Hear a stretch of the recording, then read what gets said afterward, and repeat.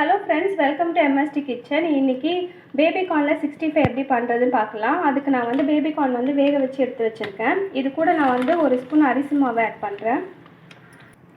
அது கூடவே 2 ஸ்பூன் கடலை மாவு ஆட் பண்ணிக்கிறேன்.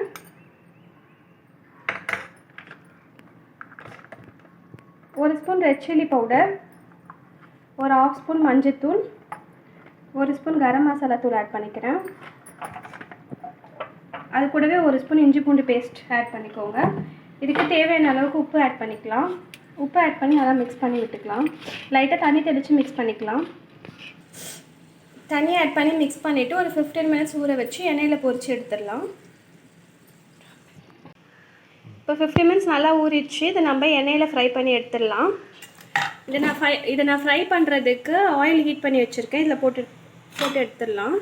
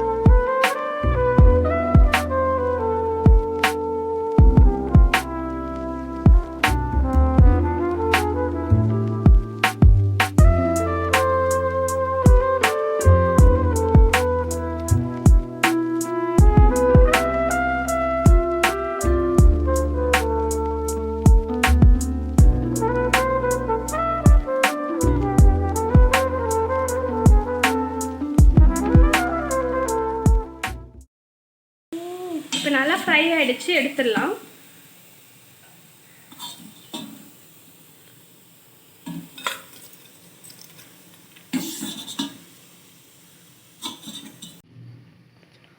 அவ்வளோதான், நம்மளோட பேபி கார்ன் 65 ரெடி ஆகிடுச்சு.